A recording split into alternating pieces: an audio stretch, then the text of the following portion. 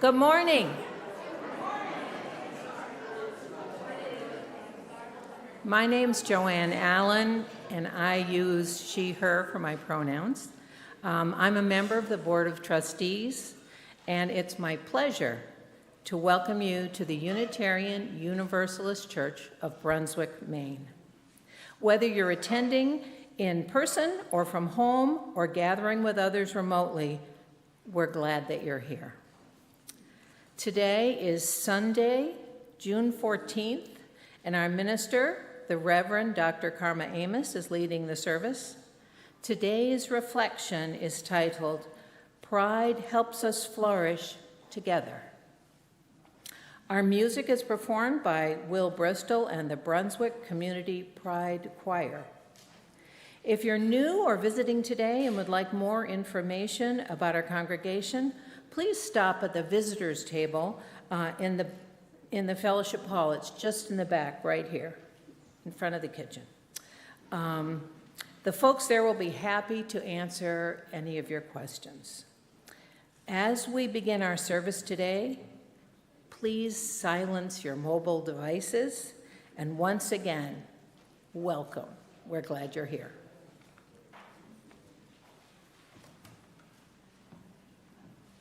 Good morning. My name is Stephen Majercik. My pronouns are he and him, and I'm a member of the Wabanaki Awareness Group. UUCB is located on the ancestral homelands of the Wabanaki people, who have deep, enduring, and ongoing relationships with Brunswick's lands and waterways. We acknowledge the painful legacy of the region's colonial history and commit to better understanding it. We will work to recognize and welcome the presence and concerns of the Wabanaki, whose people and culture still live within and contribute to the vitality of our community. The Wabanaki Awareness Group's question this month is, why did large numbers of Wabanaki migrate to Brunswick in the summer? You can find the answer on the poster in the church entryway. By highlighting this information, we hope to deepen our understanding of the region's colonial history and its continuing impact on the Wabanaki.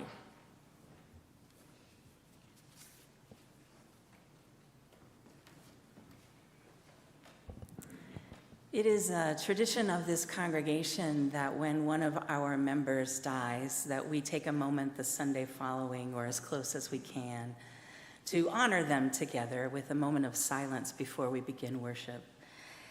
This week, we lost one of our members, Gus Manamitis, who died on Tuesday night, surrounded by his loved ones. And we'd like to take a moment just to honor Gus. If you would rise as you feel able in body or spirit, we'll take a moment of silence.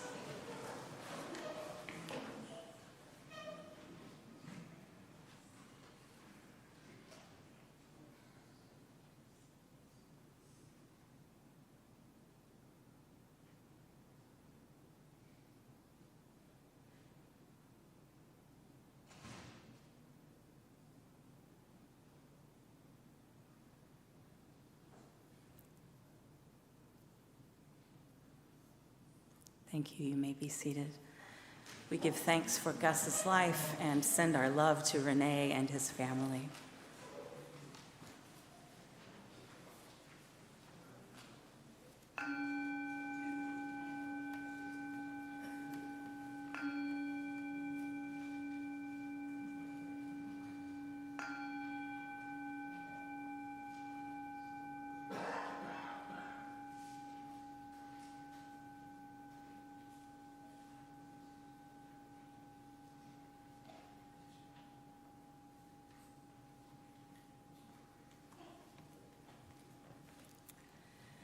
Beloveds, we were never meant to hide in closets, and we were never meant to be spoken of in whispered corners by a world filled with others afraid of their own reflections. We are from the flame of Channing's truth, Olympia Brown's relentlessness, Lou Alcott's defiance of societal expectations, and Thoreau's solitude of freedom of solitude. We are here, heirs of a theology that says love is love. The soul is not gendered, that covenants live in hearts, not courtrooms. Laws can be cruel and narrow, but our faith remains wide, widening still more until every child hears their pronouns in liturgies, and every parent of a trans child hears their entire congregation reflect back, "You are not alone," in the face of their fears. We have always been here, from pulpits to picket lines, from the ancestors you called heretics to our kitchen tables where we sat with chosen families speaking our truths into becoming real. This world may pass bans, overturn laws, rewrite constitutions, threaten us. But our marriages were holy before they were licensed, and our identities were sacred before we had names. Today, again, and every day, bless those coming out and those staying in. Bless the drag, bless the transitioning, bless the questioning, bless the kinfolk. Bless our chosen families, and bless us, because we have faced ourselves, loved ourselves, saw ourselves, and we declare we are beauty and goodness and unicorns with a bit of rainbow and a lot of heart. We gather now in the wake of their efforts to erase, as a sign that we are not so easy to erase. And knowing that we are literally love becoming, we were never, ever meant to hide. We were always meant to blaze.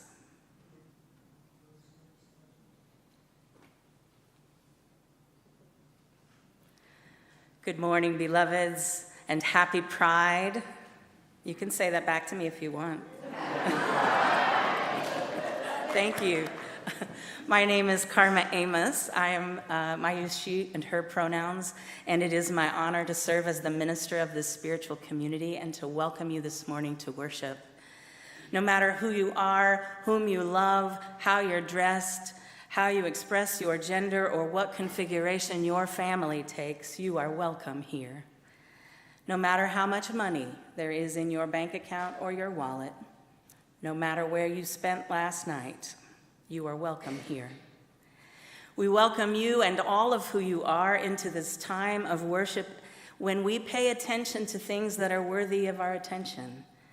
And today we continue our theme this month of flourishing together by recognizing that pride can help us do that.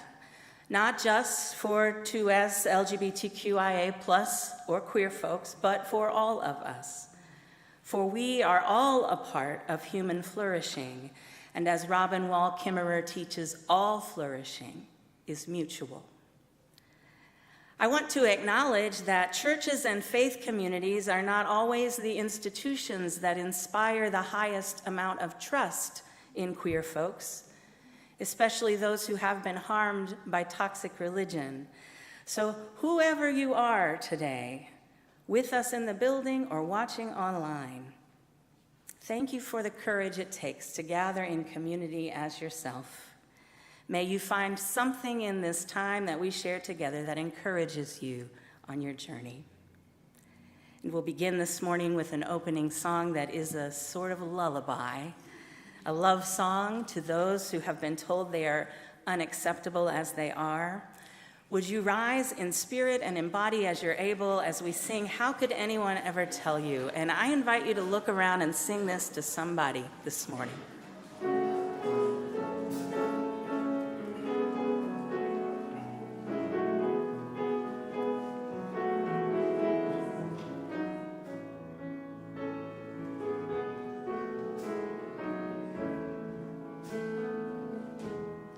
How could anyone ever tell you you were anything less than beautiful? How could anyone ever tell you you were less than wrong? How could anyone fail to notice that your loving is a miracle? How deeply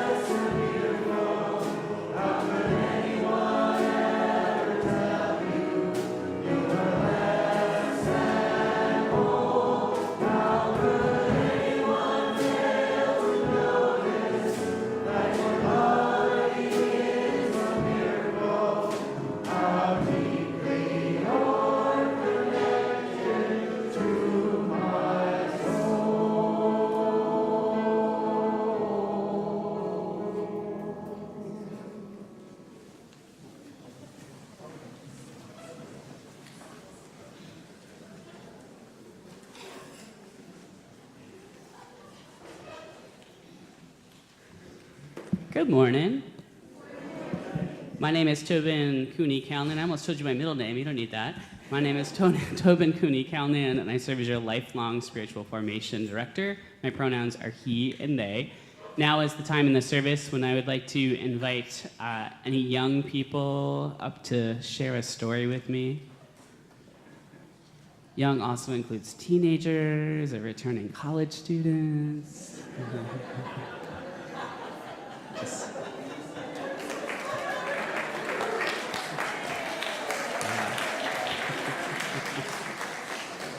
Hello. Hi. You look very prideful. I like it very much. Hi, everybody. Happy Pride. Did any of you go to the Pride Festival at Brunswick Pride yesterday? Oh, nice.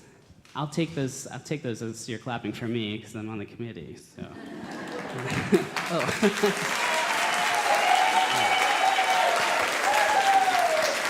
Thank you.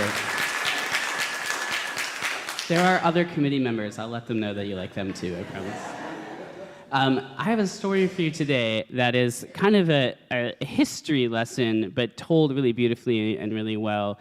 And it is written by Kyle Lukoff, who I love to brag is a friend of mine, who I have, like, in terms of authors, if you could have crushes on people's words, Kyle's my guy.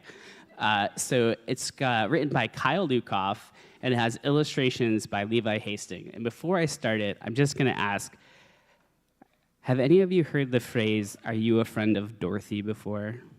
Sam, you've heard it. Do you know what it means? Are you queer? Yeah, exactly. So this is a little bit about where that phrase came from and what it means.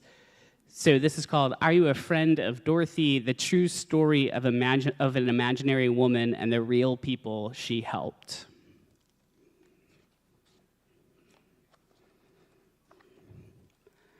Are you a friend of Dorothy? Sometimes was the question whispered in a crowded room. Sometimes it was asked in private or on a sidewalk or in a restaurant, at a party or at work. You see, people always know how to find each other. And when it isn't safe to be out as yourself, you can always create ways to learn who your friends might be. Not too long ago in the United States of America, LGBTQ people, who are mostly called gay and lesbian back then, had to hide away that part of themselves. There were laws that made it illegal to be gay. If a person's boss found out that they were gay or lesbian, they could be fired. If police decided that someone was wearing the wrong kind of clothes, men wearing dresses or women wearing ties, they could be arrested. If your family found out that you were gay, you might be sent to a hospital for a long time, and doctors would try to cure what they thought was a disease. So LGBTQ people came up with ways to recognize one another that no one else would understand. Special phrases and symbols, hints like handkerchiefs and flowers, like being in a secret club. Outside, you might be quiet and plain, but inside, you could be bright and free, surrounded by friends who saw who you really were. One common secret phrase was "friend of Dorothy." A gay man might ask another man, "Are you a friend of Dorothy?" If the other man said no, or "Who?" or "You mean Dorothy Miller, Joe Miller's wife? Yeah, I know her," he wouldn't come out. But if the other man said, "Yes, darling, I am," the two men would know that they were safe together. Sometimes friends of Dorothy were allowed to keep their secret. Other times, they were searched out. Some people were especially unsafe.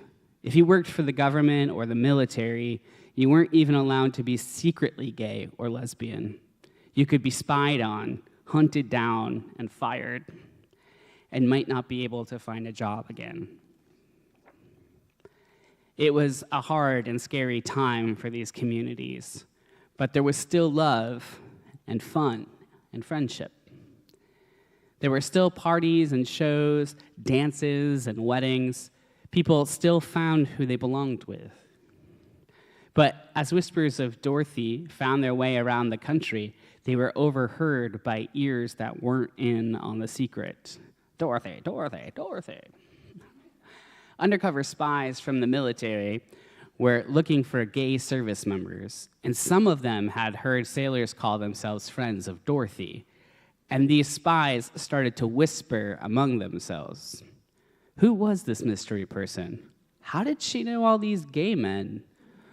Why did she know them? And how could they get her to reveal those secrets? The officers went on a hunt for Dorothy, but they were searching for a woman who didn't exist. No one knows for sure where the phrase came from, but it's probably related to Dorothy Gale from Kansas, the girl in The Wizard of Oz. She's been important to generations of LGBTQ people for many reasons. Dorothy dreamed of leaving her small town to find people who understood her, a story that many queer people can relate to. Plenty of gay men were entranced by Judy Garland, the actress who played Dorothy in the popular film. She was a talented, passionate performer who had a hard and sad life. And of course, the movie is awash in beautiful rainbow colors. But Dorothy Gale wasn't a real person, so the officers weren't going to get her phone number anytime soon. There was another Dorothy who might have inspired that phrase, but spies weren't going to find her either. She was a famous writer named Dorothy Parker, known for being clever and grouchy. She threw rollicking parties in the 1920s that many gay men and lesbians went to. There, you could talk to or dance with whoever you chose. And to get into one of her parties, you might have had to say that you were one of her friends. But Dorothy Parker died many years before the Navy started looking for someone with her name. So, of course, they couldn't ask her anything. How did they look for Dorothy? Did they call up every Dorothy in the phone book? Did they knock on the doors of all the Dorothys they could find demanding information? Did they interrogate her friends, trying to get one of them to crack open and spill where Dorothy lived? And what happened when someone probably found a very brave soldier, what happened when someone, probably a very brave soldier, finally told them the truth? We don't know a lot about this moment, but LGBTQ service members proudly laughed when they found out what happened. The secret code had worked, maybe a little too well, and officers and spies who had made such a big mistake were probably pretty embarrassed. A lot has changed in the United States of America since then. It's not illegal to be gay or lesbian in the military or outside. Millions of LGBTQ people have out and open lives. There are movies and TV shows with happily queer characters. There are books and comics and musicals and art about queer people. But sometimes it's still harder to be LGBTQ. Some jobs might fire their queer employees for no good reason, and some LGBTQ people have an extra hard time finding jobs in the first place. Some places have laws making it harder for transgender people to live openly as themselves. And in many communities, it's still not safe to come out. LGBT people don't have to invent a secret language to talk about ourselves, but we still find ways of keeping each other safe. We still know how to find our community, and learning about the ways we survived in the past could help people in the future. There was never a Dorothy, but there will always be her friends. What'd you think? Ooh, clapping. That. All right, friends. I will invite you to head back to your seats as we are all done with children's programming for this church year.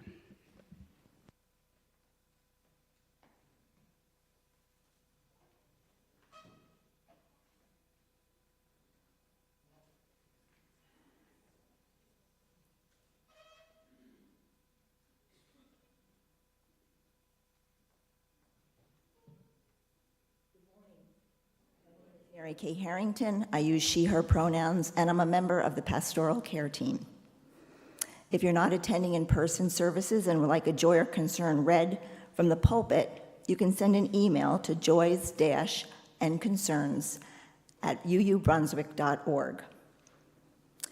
Also, right as you're coming in, over by the nursery, there's the book, and you're always welcome to put a joy and concern in there. If you would like to talk to one of us after the service, look for the light blue ribbons on our name tags. Our names are no longer in the order version. It's gotten too crowded. We would be happy to talk with you, meet with you. We offer our love, our concern, and our presence. A concern today is for all those in the queer community that don't have a loving community like this, where they can be themselves, for any part in our world, in our country, where they are not accepted. May we gradually go back to opening our hearts and our love for all people, that everyone's life is worth being loved. Joys. Pride on the Brunswick Green yesterday. Colorful, festive, full of joy, true colors showing. Betty Wirtz turned 101 yesterday.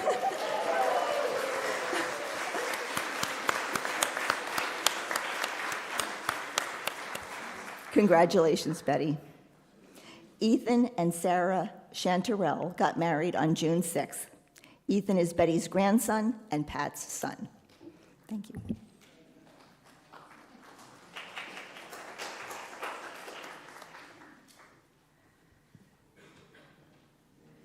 Will you join me in a time of community prayer? And let's begin by taking a deep breath together. Maybe one more, that kind of breath that brings our awareness to the here and the now, to our bodies, to our truest selves, and to the source of life. We live in a world in which not everything is yet as it should be. This is a time of rising war, of authoritarianism, of turbulence and polarization. For some of us, our very identities are the subject of public scrutiny, judgment, and ongoing oppression. When the world around us is cruel, it can be difficult to stay true to our best selves, to resist returning hate in kind, to even get up day after day to bad news. And yet, love is the key to our health and our freedom. And love asks us to stay true to ourselves and to our interdependence with one another. As we work to build beloved community in which everyone is seen and loved and valued as they are, let us sing together our intention and our hope to bring goodness and light and love into this world. May I be Light in you, may you be light in me, into our hearts, into our souls, let love abide. May I be loved in you, may you be loved in me, from this place out to the world for all We are gathered here today as a diverse body, and we hold so many different joys and concerns. And so we ask, may those who are grieving find comfort and strength. May those who are ill or worried about health find peace of mind and what they need each day for sustenance. May the people who are struggling financially to make ends meet or to plan for the future find reservoirs of creativity, perseverance, and community support. May the discouraged find inspiration, and may the inspired find places to apply their passion for meaningful change. May we all discover what we need to fully live while we are here to do so.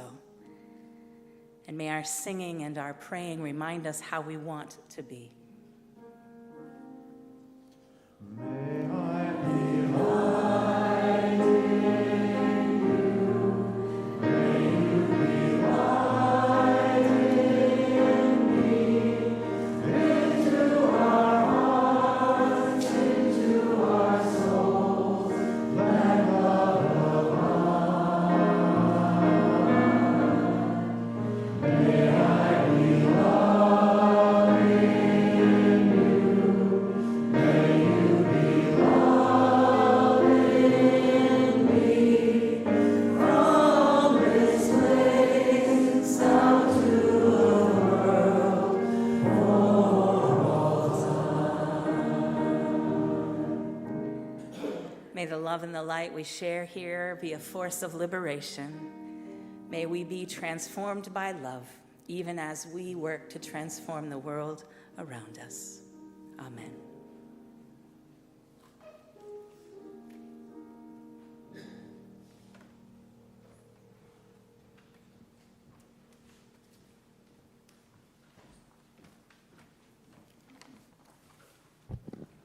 Hello, everyone. My name is John Robert O'Connor. My pronouns are he, him, and this reading is for Those Who Would Deny Us by Jess Martinez Hunt. To those who fear us, I wish you a life beyond fear. May the bars of the cage you built for others swing wide, and may you discover that the open air has been waiting for you all along. To those who call us shameful, I wish you freedom from your own shame. May you wake one morning and find that nothing in you needs to be hidden. May you rest in the relief of meeting yourself fully without disguise. To those who try to make us smaller, I wish you the vastness that you've been missing. May you feel what it is to live without shrinking, to stretch fully into our own skin, to know yourself as wide as the horizon. I do not wish you harm. I wish you joy. May you be undone by tenderness. May you be startled by love. And may you discover what it is to live radiant and unashamed.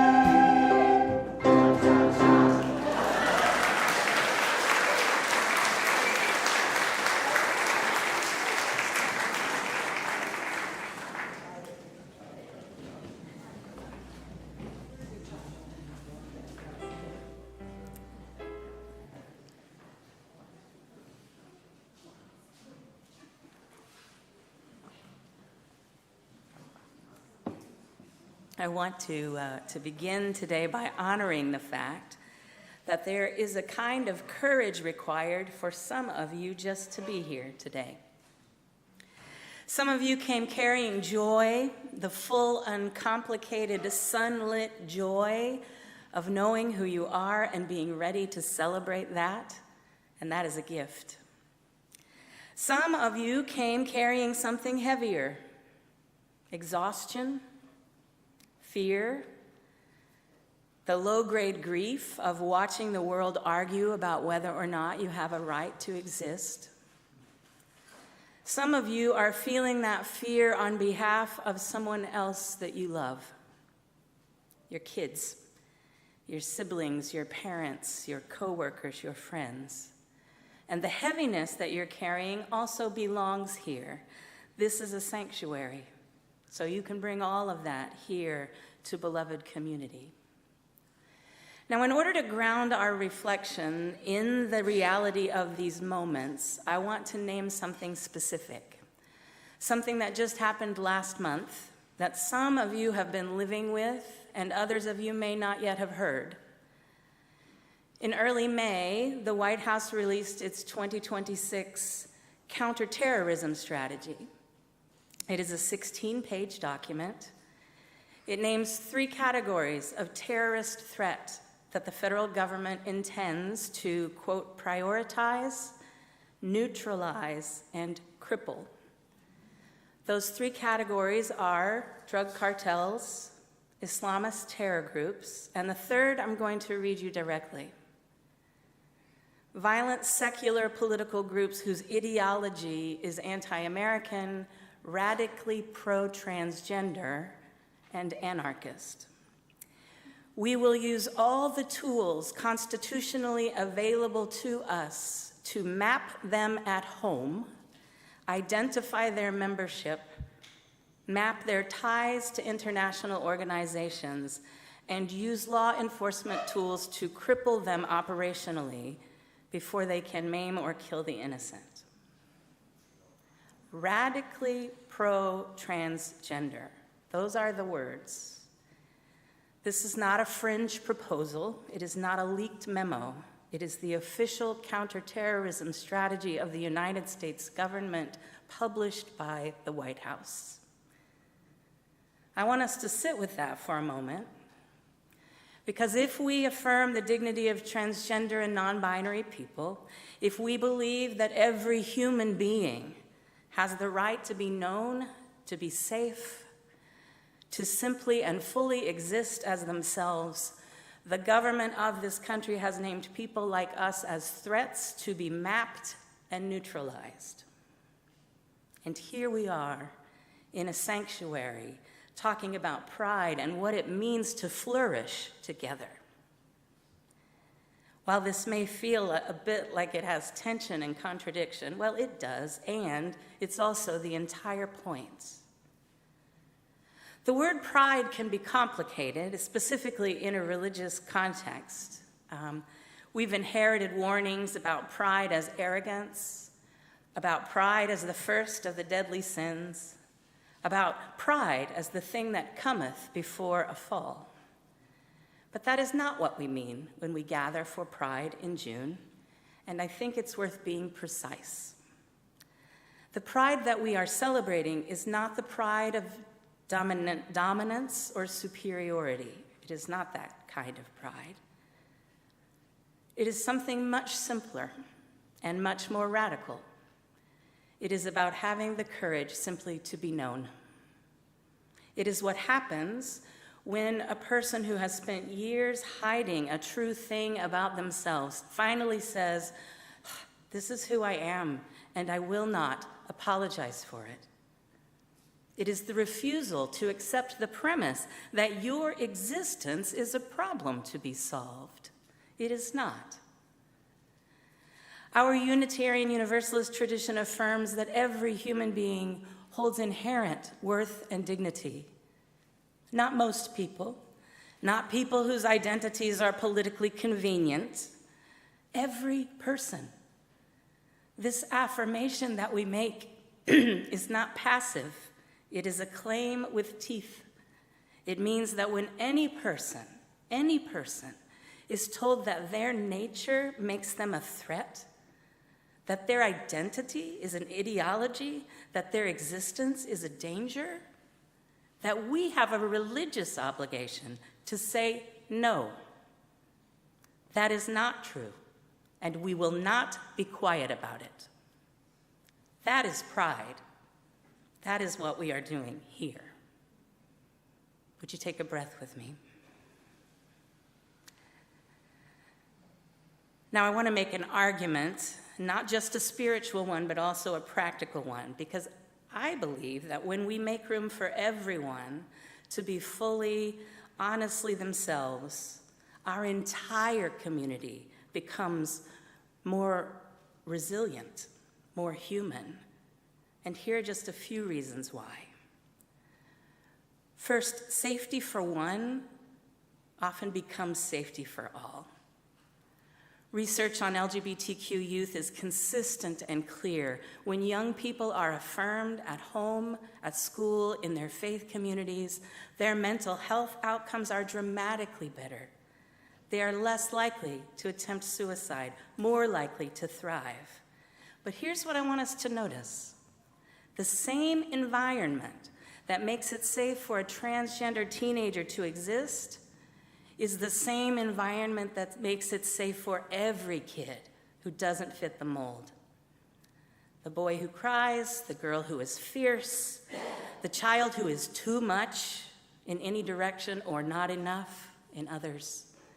Rigid boxes harm everyone, and when we break them open, we can free everyone. Secondly, authenticity is generative. When people are free to be who they are, genuinely, without performance or apology, they bring their full selves to every room they enter. And full selves are creative, courageous, alive. Suppression does not make people feel safer or make them more productive. It makes them smaller. Communities that welcome difference are communities that generate new ideas, find unexpected connections, and see around corners. We flourish not despite our diversity, but because of it. Third, we are practicing something that the whole world needs. Pride invites everyone in this room, not just LGBTQ plus people, to ask a harder question. What parts of myself have I hidden because they didn't fit what was expected of me? That question has near universal human relevance. The grandmother who was never allowed to grieve out loud, the man who performed certainty when he only felt doubt, the person who spent decades living a life they did not choose. When we honor the full spectrum of human identity, we give permission to the whole community to lay down their masks. That means all of you. This is not a service just for some of us. It is a service for all of us. Pride is a practice for the whole human project of becoming. I want to pause because one of the most powerful things that we can do today and as a regular practice is this, just to notice, to acknowledge, and to honor one another. If you're here today because you are trans or non-binary and you have been reading government documents that describe you as a threat to be neutralized, I want you to look around this room. Like, really?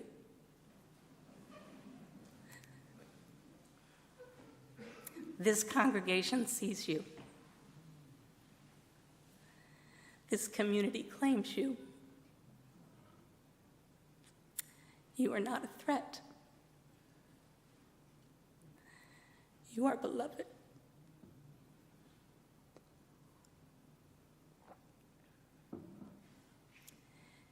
If you came out this year for the first time at whatever age, welcome. We're glad you're here.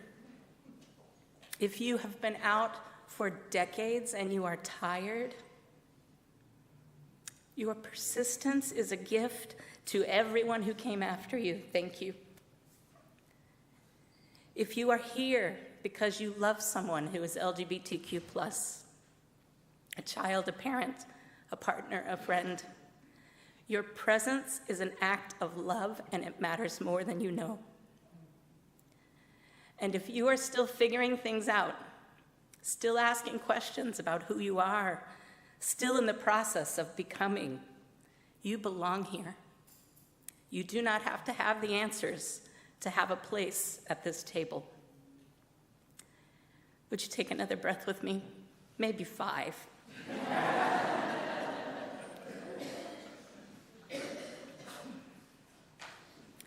We're living in a moment when the government is using the language of terrorism to describe advocacy, when people who simply believe in human dignity are being mapped and monitored and named as threats. And so I want to say this plainly. Showing up matters. Being visible matters. Saying the names out loud, transgender, non-binary, queer, gay, lesbian, bisexual, matters. Not as a provocation, but as a refusal to disappear. Flourishing is not passive. It requires us to actively make room in our families, in our policies, in our congregations, and in our communities for the full range of humanity. It means supporting the organizations on the front lines. It means speaking up in rooms where it is very uncomfortable. It means showing up for each other again and again in ways small and large. The theologian and activist Valerie Carr talks about revolutionary love, a love that will look at even the hardest moment that we experience and ask, can I find it in myself to wonder about this person? Can I find it in myself to just see them? Can I find it in myself to refuse to give up on a world in which we all belong? That's what pride is. Not a parade, not a logo, not a month on a calendar. It is a practice of seeing and claiming and refusing to abandon one another. We are here. We are here together, and only together can we all flourish. I want to end with a song that Will and I will sing and invite you to sing along with us. It was written by Shirley Arena Murray, a hymn writer from New Zealand. It has one central image, a table with room for everyone, where the only requirement is that you were born.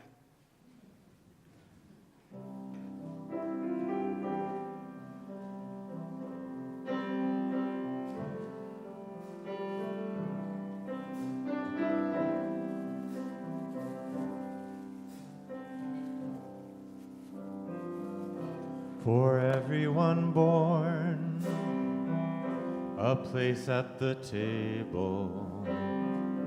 For everyone born, clean water and bread. A shelter, a space, a safe place for growing. For everyone born, a star overhead.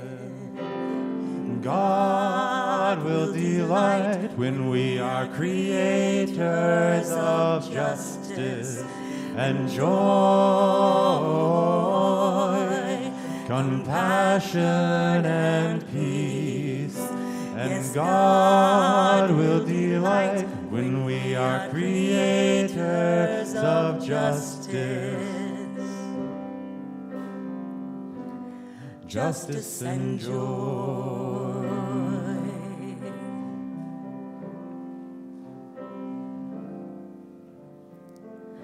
For woman and man, a place at the table. Non-binary trans with an equal share. with wisdom and grace, dividing the power for everyone born, a system that's fair. And God will delight when we are creators of justice and joy, compassion and peace. And God will delight when we are creators of justice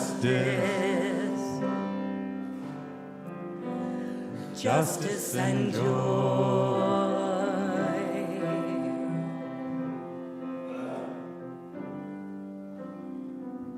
For young and for old, a place at the table, a voice to be heard, a part in the song, the hands of a child in hands that are wrinkled. For young and for old, the right to belong. And God will delight when we are creators of justice and joy, compassion and peace. And God will delight when we are creators of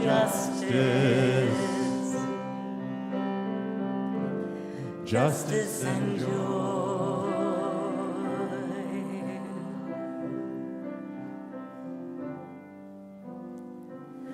For just and unjust, a place at the table, abuser abused with need to forgive, in anger and hurt, a mindset of mercy.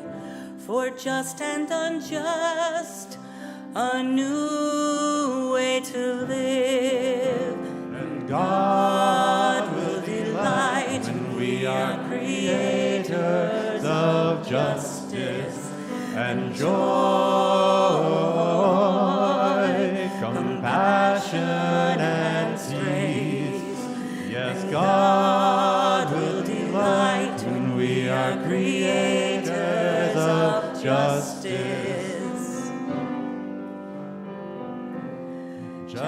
and joy.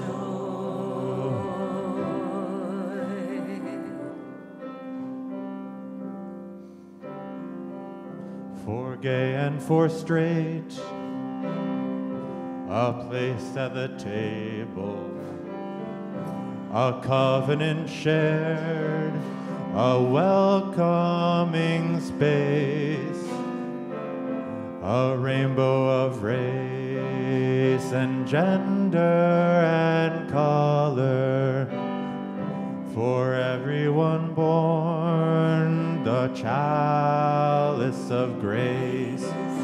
And God will delight when we are creators of justice and joy,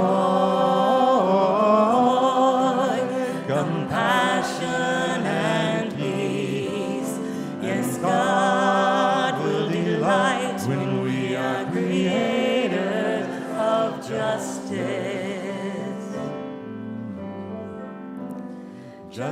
and joy.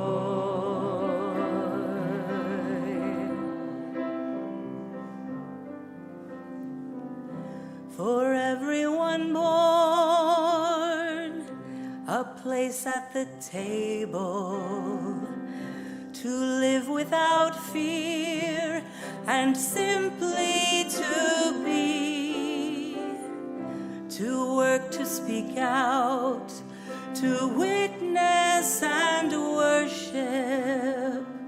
For everyone born, the right to be free.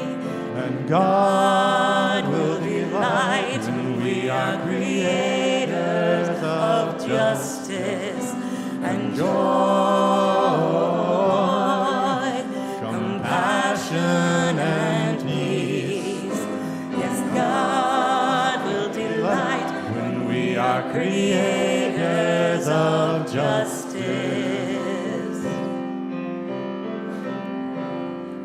Justice and joy.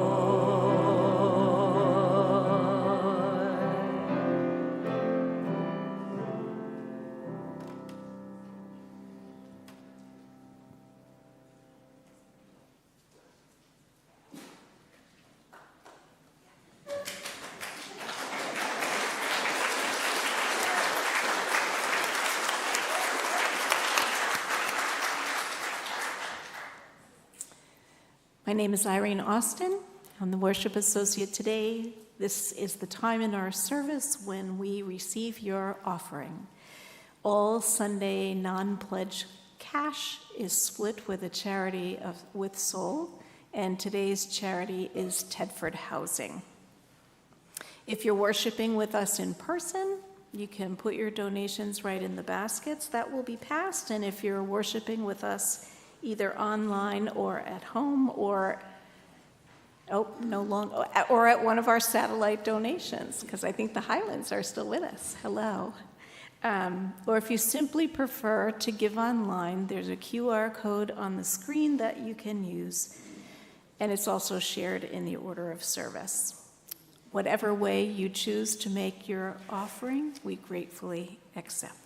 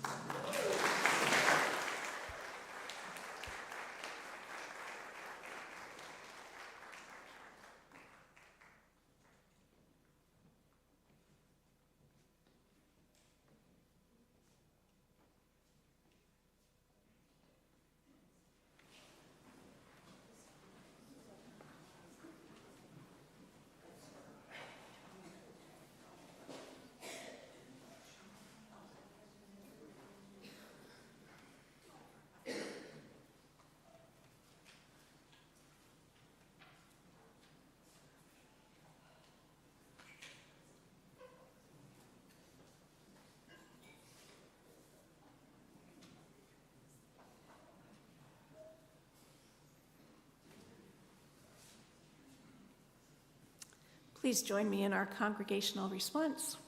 May these offerings sustain and grow the work of this church, weaving a tapestry of love and action. Thank you. Would you please rise in body or in spirit for our closing song? We'll start by simply breathing together.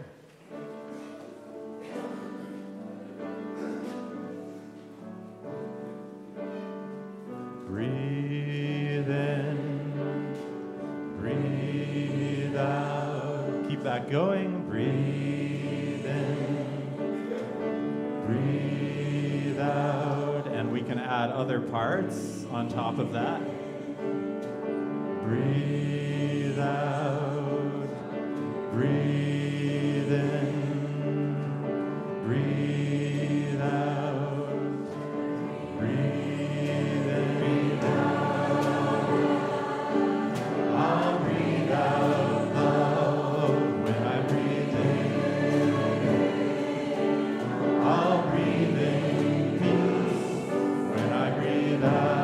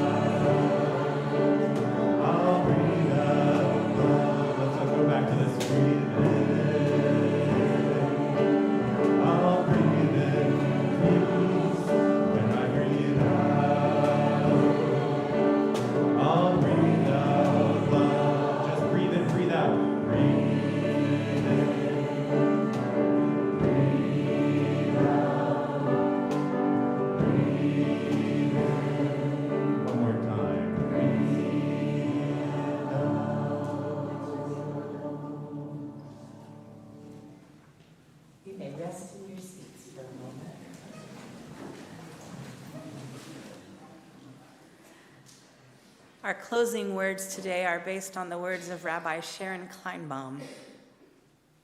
Pride is a spiritual act, the refusal to be ashamed of who love made you to be.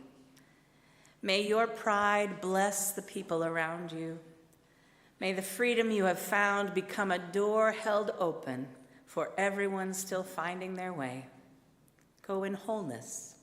Go in joy. Go in love.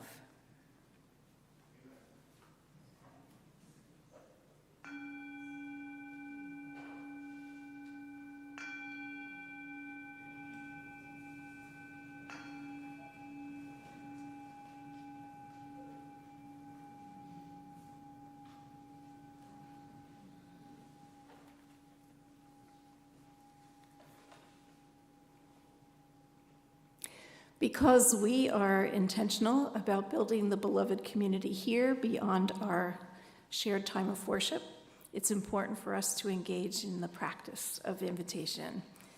The QR code on the screen will take you to a digital copy of our announcement sheets, and there are several copies back on the harvest table. Our featured artist this month comes from the First Light Camera Club based in Brunswick. Club members have a wide range of photographic experience, from beginners to professionals, and support sharing knowledge and learning within the field of photography. Here today is Bob Howe. He is the exhibits coordinator for the club. He's going to be available after the service to speak with people. Look for him by the door to the May Sarton room. Members of UUCB will be joining UUs across the state next Saturday, marching behind the Musan, Maine UU State Action Network, banner in the Portland Pride Parade. Betsy Williams is organizing carpooling. Since she's not available to talk after church today, she has left a sign-up sheet on the harvest table. I think she has also left some placards there if anyone thinks they are going and would like to take one. Please add your name on the list if you'd like to join us or would like more information. The membership committee invites everyone to attend the all-church picnic Sunday, June 21st, that's next Sunday, from noon to 3. Stephanie and Ren Bernier have graciously offered their property at 646 Lewiston Road in Topsom with ready access from Route 196. There's ideal off-road parking and disabled access. If you look for the sign for the Pajepskit Day School, that's where you turn. Traditionally, we all bring a dish to share, an entree, a salad, or a dessert. Labels will be available there for food intolerances, and beverages will be provided. If you're new to this celebration, please feel free to ask at the welcome table in the foyer if you need directions. We're very happy to assist you.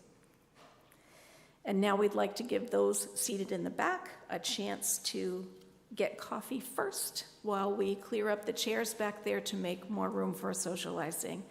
The rest of us will stay here for a moment, be really quick, and just talk with our neighbors. Please do.